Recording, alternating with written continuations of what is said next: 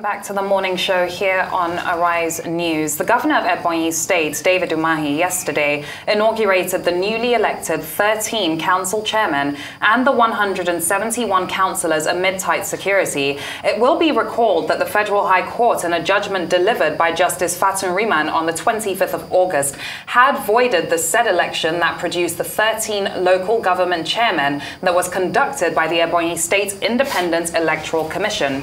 However, the newly elected council chairman had earlier approached the Ebonyi State High Court sitting in Abakaliki and obtained an ex parte order that enabled the governor to swear them in at Pangele Oruta Township Stadium yesterday. Well, joining us now from Abakaliki is the Ebonyi State Governor, His Excellency David Umahi. Governor, many thanks for joining us on the morning show today.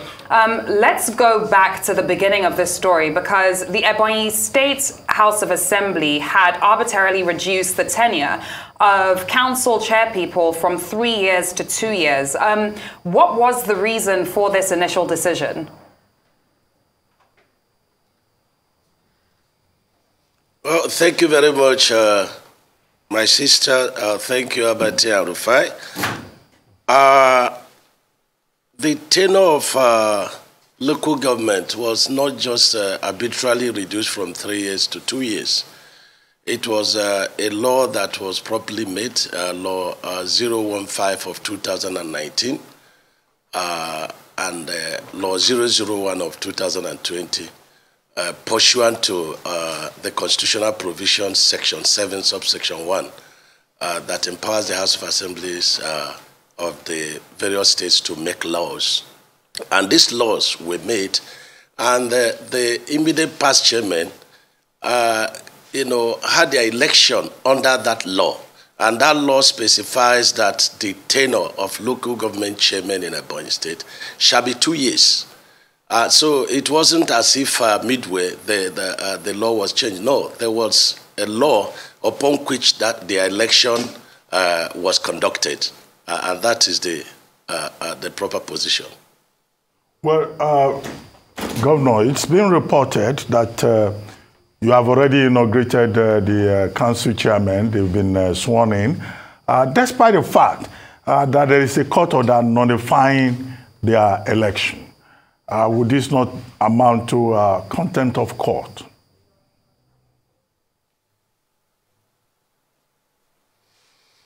I think people darken council without knowledge.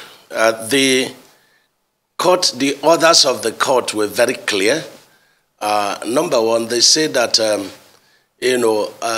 Ebonyi State Independent Electoral Commission did not make the laws for the election available to them, and this is very much laughable in the sense that this law was made in 2019, and that's Law 015, and then also amended in 2020, and that is Law 001 of 2020, and the law was also gazetted, and the gazette number is 29. That is the only way you make law available. But let me also tell you that the Electoral Act, Section 150, is talking about the area council, and when he talked about the area council, he said that this provision of the law shall also be used to conduct elections in the various local government of all the states in Nigeria. So when you now talk about that the law was not made available, it's so much laughable in the sense that the two laws of the State House of Assembly regarding the conduct of election been gazetted since 1990, and also the 2019, sorry, and the 2020. And so the issue remains that the judgment, the order never said that the election was nullified. It said that the conducting election into the local government was unconstitutional. So there was no any order that nullified the election. Well, that's a bit tricky there, because if the court already said something was unconstitutional, on what then would that election stand, since the principle in law is that nothing can stand on nothing.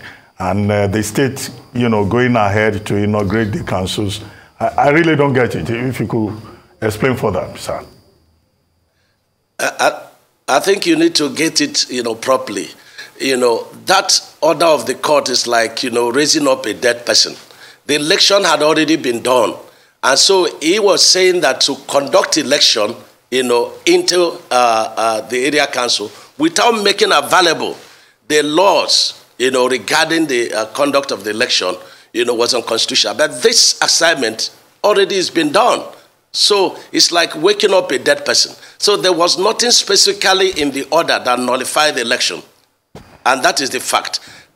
You also have to understand that the 13 chairmen had already gone public to say, look, our tenure will expire on 31st of August.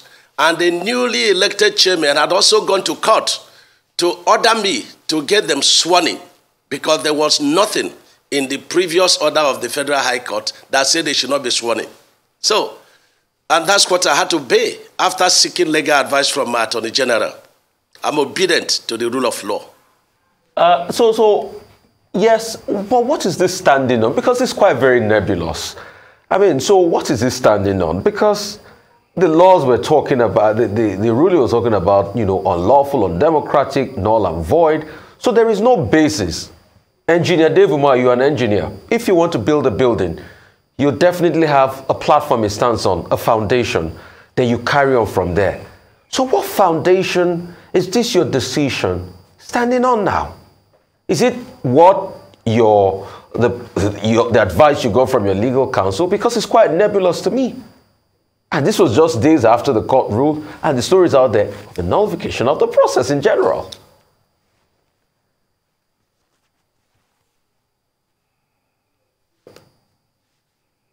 Engineer Umahi? Governor Umahi? Rufai, yes. Yes. Can you hear me? Yes, I can hear you. I can hear you. Can you hear me? Yes, I can hear you. Yeah, Rufai, if it were in the court, I would have ruled you out of order, because your comment is totally not in line with our discussion. I've told you that there are laws, and that is the basis upon which the elections, both in 2020 and in 2022 were conducted. And you are talking about something standing on nothing. And I have also pointed to you that Section 150 of the Electoral Act is also another law that came to force in March 2022, and that it was specified that the conduct of local government elections shall be within the provision of this law, and it was followed. So I don't know what you mean by something standing on nothing. Well, Governor, there's another matter involving Mrs. Agom-Eze, who is said to be the person who had won the primaries for Ebonyi South Senatorial District. But that, a group of concerned Ebonyi South concerned citizens, they are saying that you hijacked the position from the woman because she wants to go to the Senate, and that you influence the suspension of, Mrs. Agom-Eze just for you to be able to have your way. Even when the woman has challenged you in court, and even when, the matter is still in court. Again, in this regard, we need clarifications. Abati, thank you very much. I thought that journalism should be investigative. If somebody comes to you and say to you that, she won the primary election to the Senate, you should be able to ask how and, show documents. There was an, primary election of APC for the Ebonyi South Senatorial Zone on 28th of May, upon which Agom-Eze came second, by winning only 2 votes.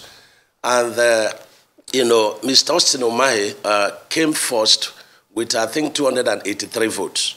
And that was the position. And, if you go to Section 29 of the Electoral Act, it's talking about the candidate of the party. So Austin Umahi became the candidate of the party by reason of that election of 28. Now, the same Agom-Eze submitted to the appeal committee that the election was, unlawful, that there was intimidation, and she submitted that in writing. And then, based on that, the party said, okay, we have cancelled the election, and so we have to reconduct. But Austin's name had not been submitted to INEC, but he was still the candidate of the party. And so, on 9th of June, Mr. Austin Umahi withdrew according to Section 33 of the Electoral Act. And Section 33 says when a candidate of the party withdraws, there should be fresh election. So at what point did Agom-Eze become the candidate of the party? So it is very funny. Now, my name was submitted to INEC, and INEC was just waiting for the next batch to publish my name. But because of, Section 28 of the Electoral Act, or 29, that empowers that if INEC publishes and your name is not there, you should go to court. Now, if Agom-Eze was the candidate of the party, or envisaged to be the candidate of the party, and INEC had published, why did she not go to, say, look, two things. The candidate of the party was missing, which was Austin Umahi. Two, if she envisages that, if the first person withdraws, that she should be, it is against the Electoral Act. Go and look at Section 33 of the Electoral Act. It says where a candidate of the party withdraws. So there has not been any time that Agom-Eze became the candidate of the party. And so what the party did to say, okay, since we had ordered for a fresh election, cancelled the election, and subsequently the candidate has withdrawn, there should be another election on 9th of June. Now, let me say this. If it is said that some men don't have honor, shouldn't women also have honor? Anne sent me a text message when she came to negotiate for 20 million naira, and I should give to her. I didn't say no. She sent me a WhatsApp text message acknowledging that she withdrew on her own without any influence. Now, what was her withdrawal?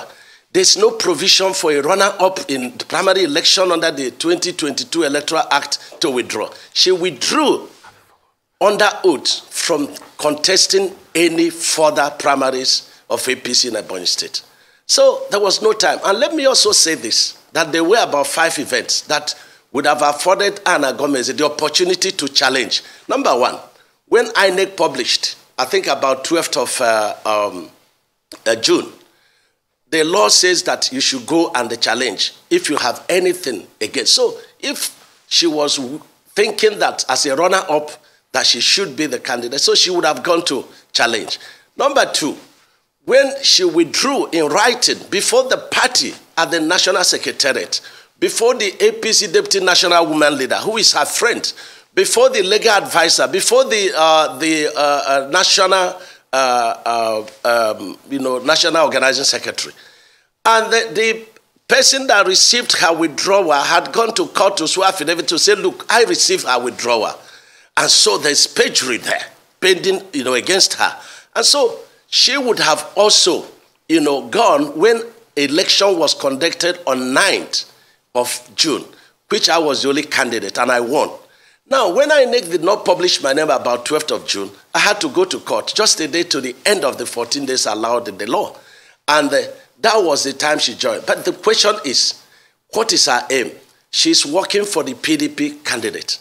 Because in all these things, she has not been, very close to being the candidate of the party. So I have not, used my position unduly at all. But she says she's been threatened. She's expelled from the party. Did it warrant all of this? And I'd like to know about that 20 million you said she asked you. Did you pay? Because you, obviously from what you said, you guys tried to have a deal. And you said you have WhatsApp messages that she sent at requesting 20 million. Did you pay for that?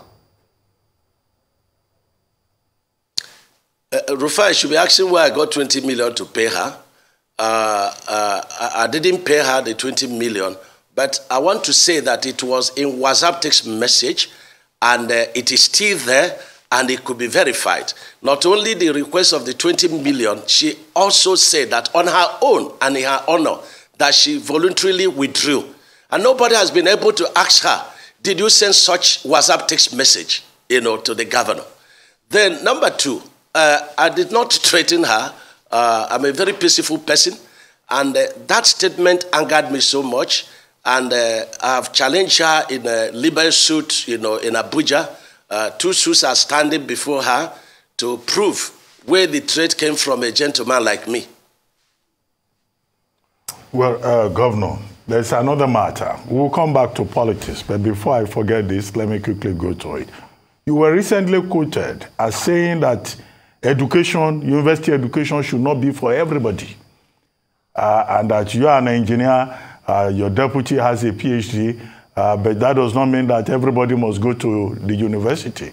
As your response to the lingering ASU crisis, did you exactly say that, or you were quoted out of context? Abati, sometimes when the mischief makers in social media, and I think that we should have decency in regulating our social media. Social media has been responsible to a lot of harms in the country. It also has a lot of, the good part of it. What I said, and I repeat, I was trying to evaluate, the educational system of developed countries. And I said that federal government and all the employers of labor should, a matter of review of their strategies, try to say, instead of all the time saying that, the basis of employment should be university degree. I said, no, we should make, vocational education and secondary school education compulsory for every Nigerian. And that while advertising for job, that such certificates should be placed, given priorities. And that some people may, after working, obtaining such degree, certificate and are working, they will also be able to have choices of going to university. I never said that university education is not for everybody. I will not say so because I believe so much in education. And that's why my priority in Ebonyi is education. I built the most sophisticated and the best medical university you can find anywhere in West Africa. It's because I believe in that. I founded, King David Gifted Academy, which the best pupils, from primary schools are given scholarship up to university level.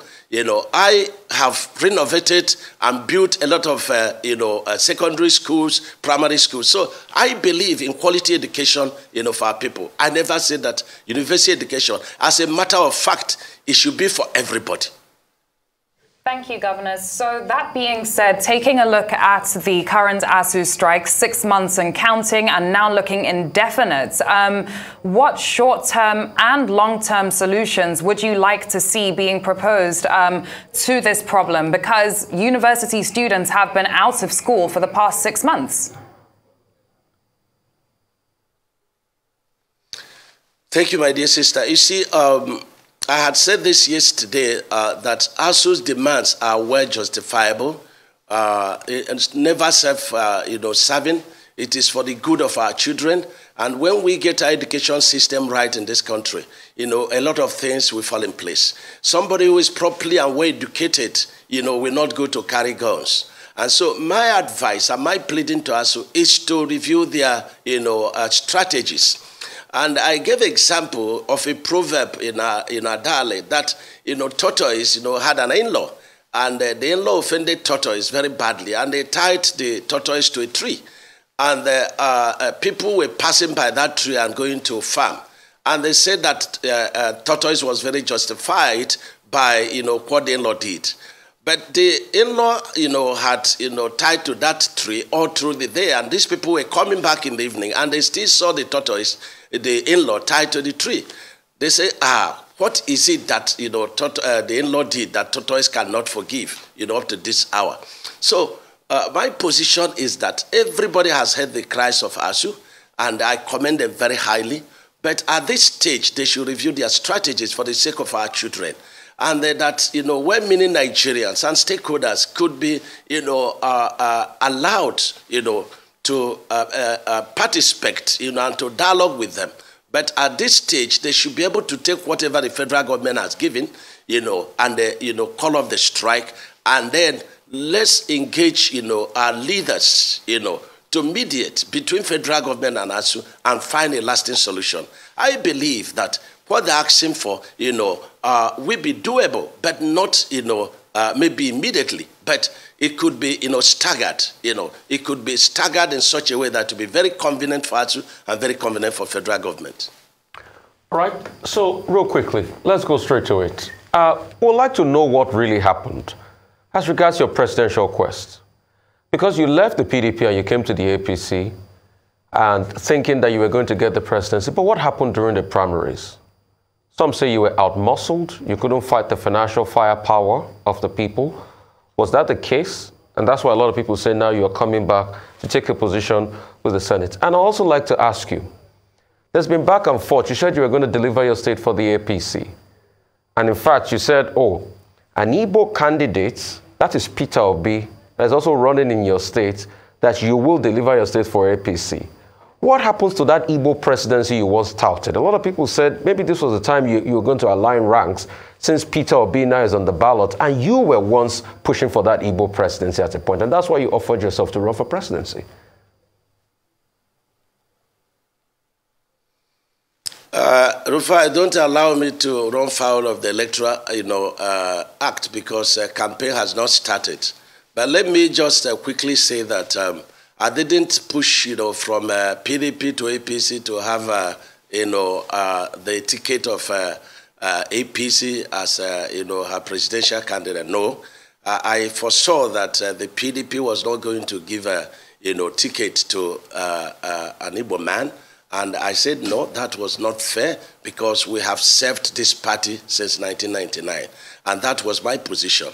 And a lot of people that are crying today were the people that were attacking me for leaving the party at that stage. And subsequently, they left. And so they owe me a lot of apologies, and that is what I need to say. And I want to let you know, and I say this, Peter Obi is my brother. I'm very proud of what he's doing. And it wouldn't have been a disaster if Southeast is not here at all in the quest for presidency. And I wish him well. What happened to me at the presidential primary is the will of God. Because in all my outing, prior to that primary, I continue to say that the will of God, is supreme in my life. And so I had to submit to the will of God. But let me also tell you something. That, every aspirant of APC, including your sister Agom-Eze, swore an oath of allegiance and then, in court. And, the letters of that oath of allegiance are there, and that we swore that we have to support our party. And I did that, and I swore to uphold the Constitution of the Federal Republic of Nigeria. And so I want to leave it there until campaign starts. So you support, so that means for you it's about your party over the Igbo presidency, that you once started as injustice over the years to your own people. So it's about your party over the Igbo presidency, your kingsman? No comment. I have answered your question, and I said to you that campaign has not started. When campaign starts, we will be answering questions like this, because as a man that swore to uphold the Constitution of the Federal Republic of Nigeria, I should just, just do that. And this is very important. Certainly, Governor, the campaign hasn't started yet, but it would be good if we can get your views on a few things around your party politics, because like my colleague said, you were pushing for an Igbo presidency. So it would be, I'm interested in knowing how you see your party's ticket now, not just given the presidential candidates, but the fact that the vice presidential candidate is from the Northeast. It looks like Igbos missed out completely in the APC.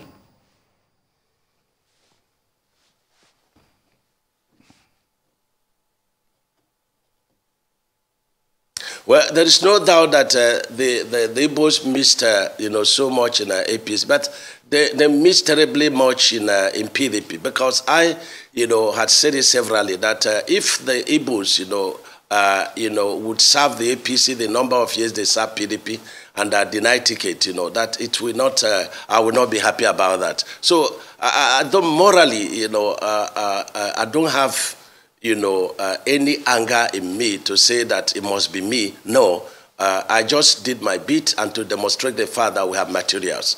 And for me, in terms of, who becomes the president of Nigeria, I want to suggest to Nigerians that we should talk on issues. We should talk on issues because the truth is that this issue of religion is honestly being used to deceive, the masses, because we don't really practice the religion that is in our mouth in Nigeria. Otherwise, you find out, who are the bandits, in the north. Are they not, religious people? Who are the people that are killing in south and southeast, are they not religious people? So I think we should, think more about how to address, the problems of this nation. And it is high time we stop deceiving the masses, with religion. Well, Governor, let me ask you this. Recently, the 23 presidential aspirants on the platform of the APC were supposed to meet in Abuja, but that didn't happen. What exactly happened? And it looks like your party is in disarray. Will it be correct to say so?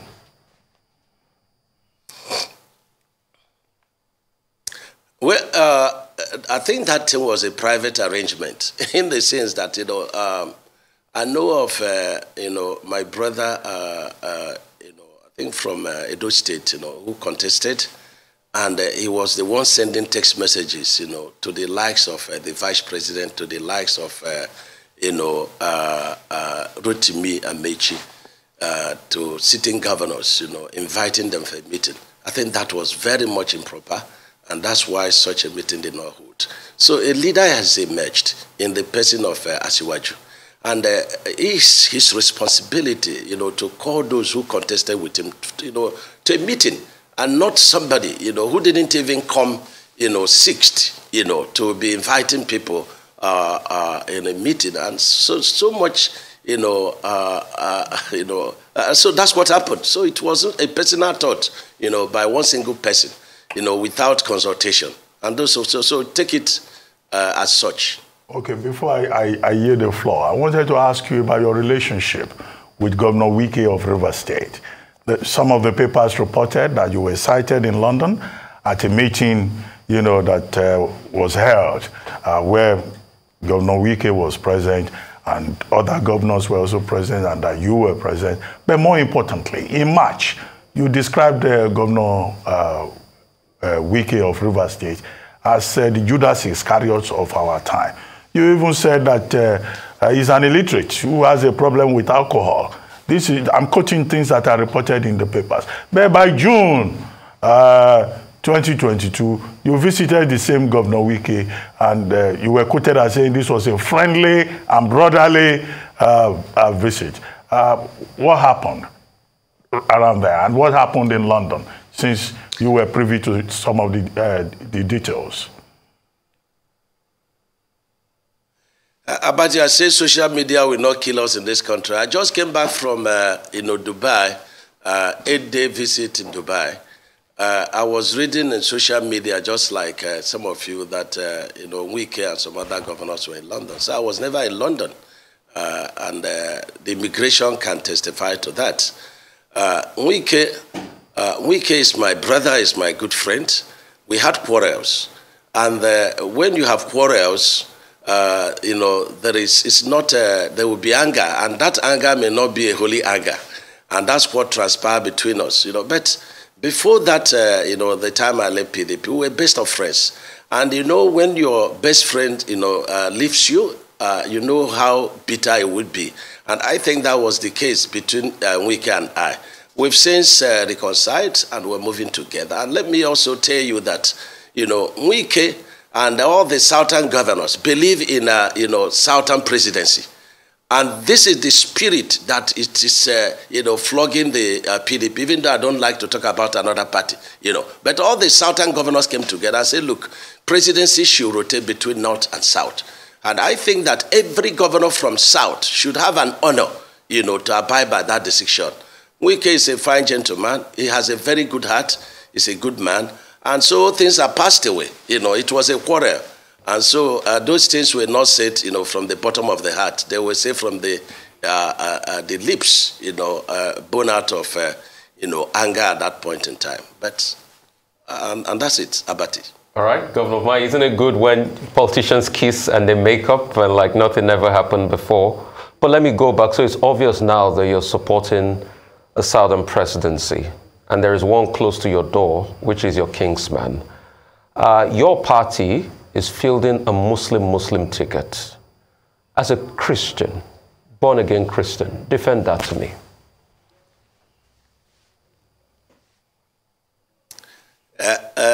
Rufai, I think I've answered this question, and I don't want to go back. I don't know whether, the fact that you broke the law of driving against traffic is the problem. I've never commented about that. You've not apologized to me. But let me say that I've answered this question, and I don't want to go back to it, Rufai. Okay, Governor. I'd like to get your comments on what's being reported that presidential candidate and former Vice President of Nigeria, Atiku Abubakar, said that he will consider a national unity government if elected to douse tensions around the country. What are your thoughts on this statement? Honestly, I support that, and my party should also think about that, because there is so much less patriotism in the country among our leaders. We need to begin to think about this country first, because, there's no country in Nigeria, there will be no president, there will be no Senate president, so on and so forth. So we need to think about, national cohesion, national, unity. And I think that it is, a good one. And it is something that's worth doing. Okay, Governor. Yesterday, we were analyzing the lead story in this day newspaper, looking at the three major presidential candidates, the candidate of the APC, of the Labour Party, of the PDP. And the This Day Board of Editors, they were of the opinion that, well, for purposes of identity and ethnic sentiments, that the candidate of the Labour Party, Mr. Peter Obi, is likely to sweep the Southeast states, including Ebonyi, because Igbos not having been able to get the top ticket in the two major political parties, will naturally vote for their own. But you were quoted again, I hope this is not social media misbehaving again, as saying that Ebonyi will vote for Tinubu and that Peter Obi does not stand a chance. But what do you think of that assessment, by this day yesterday, that Peter Obi is likely to take the entire Southeast and also get substantial votes in Lagos, beyond, loyalty to party and all of that? You see, the PDP in my state is dying and dwindling, and the only job they have, is in the social media. They were the people that put in P2B. I never in all my outings, in all trances, mention P2B. P2B is my friend. I'm going to host him in Ebonyi State, and I will host him publicly. I like what he's doing, and it's very encouraging. And that is, weighted. So I never mention P2B in anything I'm saying. And the B part of your question is that I've answered it two ways. One is that campaign has not started. So no comments. And if you, drive me further, I will ask you to go to my oath of alliance, oath of, allegiance, which I swore, before contesting the primaries of, APC. And so you will find an answer, for me as a person. Let me go back to your party and let's talk issues. It's been an all-time low economically for Nigeria. You would agree with me that the economic indices says that Nigeria was better in 2015 economically than now. That your party has taken Nigeria downwards. There's insecurity everywhere. Even in your state, you've dealt with your own level of insecurity. Unemployment, well over 30%, going to the 40%. Nigeria, as we speak today, is broke, paying heavy subsidies. We are using all of our money made to service revenue. We can't even do capital project next year. The finance minister of this administration said that. What is sweet to sell about your party?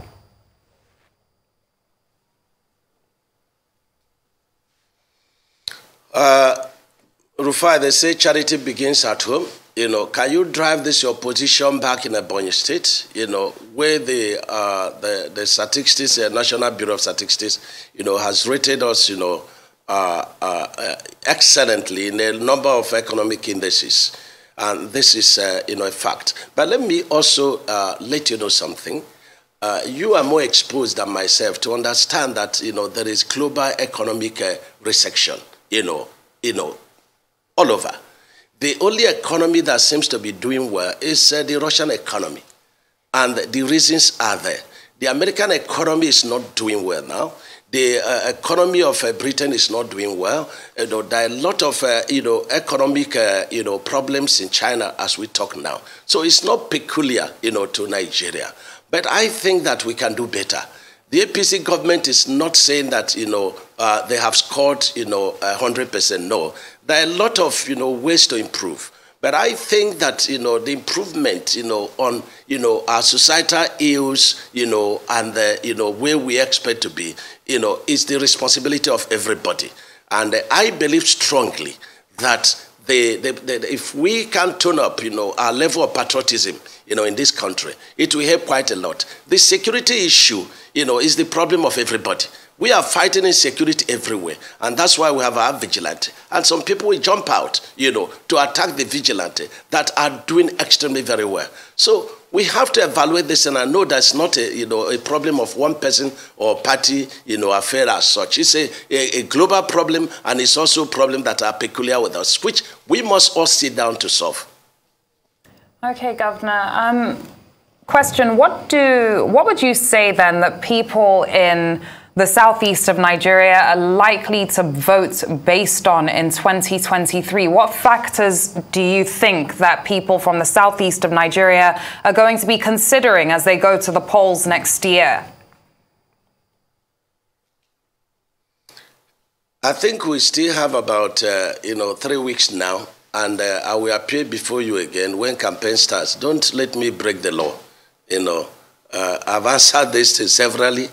And I won't also be in one corner of my house in Ebonyi State and know what is going to happen in Anambra State, in Imo State. It is when campaigns start, then you begin to evaluate the opinions of people. And we'll all be there to watch and see what will happen. There are going to be choices, and people are going to make their choices based on a number of parameters. Okay, let me rephrase it. Some may be available to me, some may not be available to me. That's fair enough, Governor. Let me rephrase it then. What would you say the specific needs of the people of Ebonyi State are as we approach elections? What are the specific needs in your state?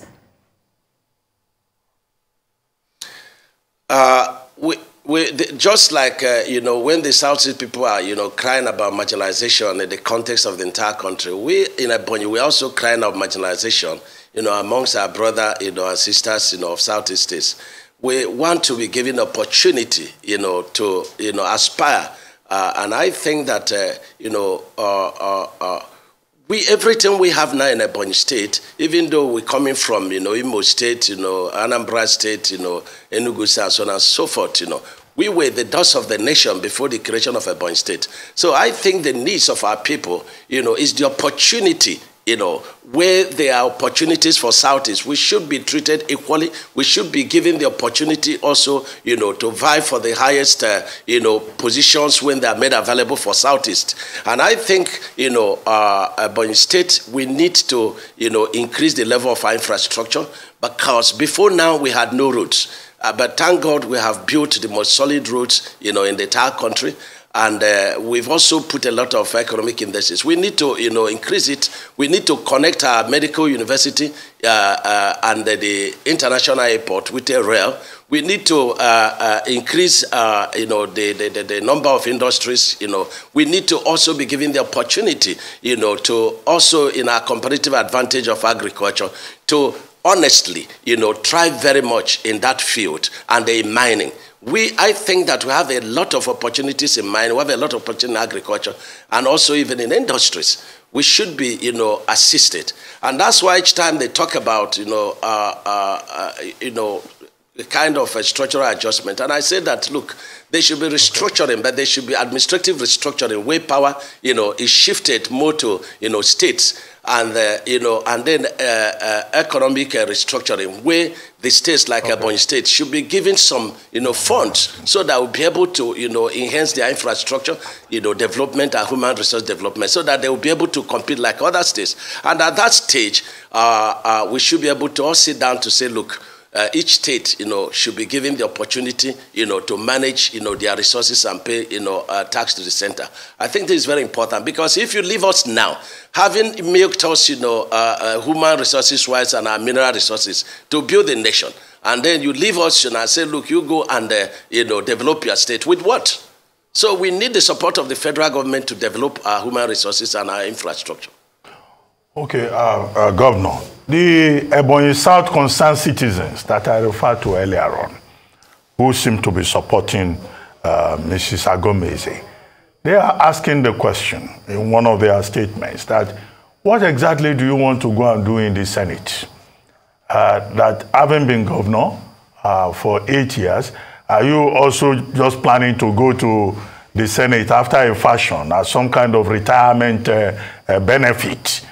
Or, is there something else that you still want to do? So beyond the state, do you have an agenda for the Senate? And what would that agenda be and its benefits to the people of Ebonyi State? Second, there was an attack on women, it was alleged, around August 20 at People's Hall in Abakaliki. And, some of your critics say, oh, after a fashion that you use the Ebubeagu security outfit to intimidate everybody in the state. Can you respond to that allegation? Well, but I'm surprised you're asking me what I'm going to do in the Senate. A man with a lot of God's-given wisdom, a man with track record of performance, and you've seen all the indices of our performance in Ebonyi State. And if I have represented the state very well, and you're asking me what I'm going to do in the Senate, is to continue what I've been doing here in Ebonyi State.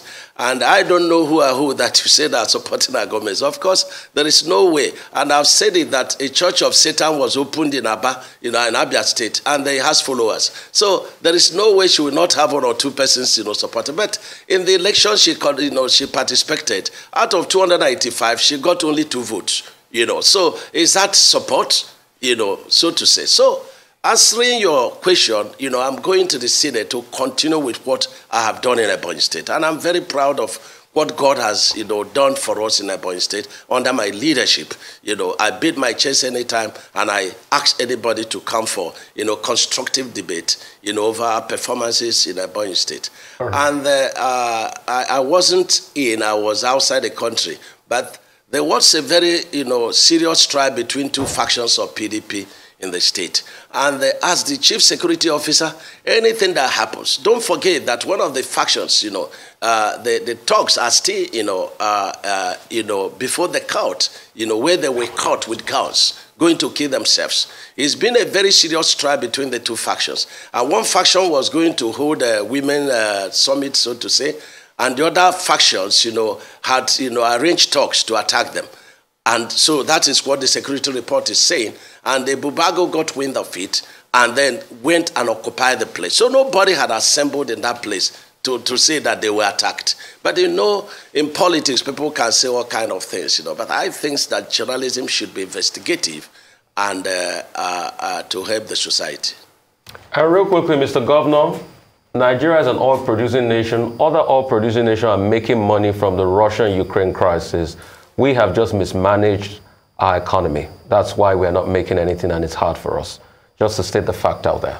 Many thanks for joining us on the morning show today, Governor David Umahi, the governor of Ebonyi State. Time now for a short break on the morning show. When we return, Aaron Akirijola will be here with global sports updates for us. Do stay with us.